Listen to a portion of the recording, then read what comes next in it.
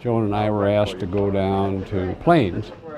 Governor Carter and I walked around town, doesn't take long, and we spent a lot of time talking about issues. I raised my questions, he raised his questions. We talked about the vice presidency. And I was very, very impressed by the governor's interest and understanding about the fullest possible effective use of the vice presidency. And then it was over. We waited. That must have been from maybe 3 weeks between that conversation and the time at the National Convention in New York, where Governor Carter, soon to be the nominee, called and asked me if I would run with him. I said, absolutely, we'd love to do it.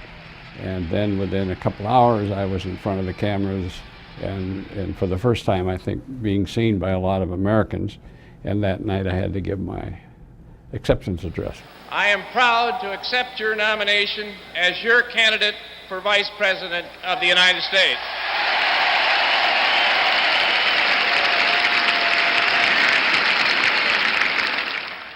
I was going to run, of all things, against Ronald Reagan in 1984. There were no wars. The economy was good shape. Everybody liked Reagan. I will not make age an issue of this campaign. I am not going to exploit, for political purposes, my opponent's youth and inexperience. I got into a sort of a rut there, where I was inviting people for the interviews, for the public news conferences, and I'm afraid I embarrassed some of them, and I apologize to them.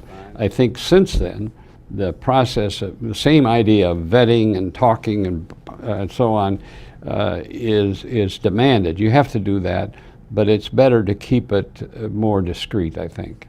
I think if I just ran a campaign with two old goats, again, that we wouldn't have made any impression at all. We were behind by 20 points or something just before the convention. So I had to reshuffle the deck. I had to do something dramatic that engaged the American people in something bold and different.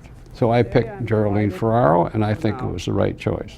That I will ask the Democratic Convention to nominate Geraldine Ferraro of New York to run with me for the White House.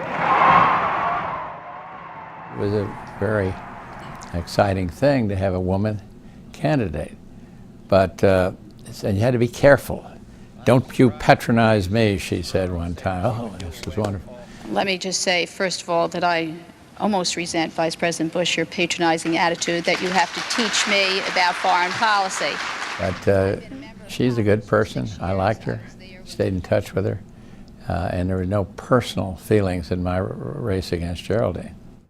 80 was rough because we had really tried. I think we were ready. We'd had a lot of bad luck.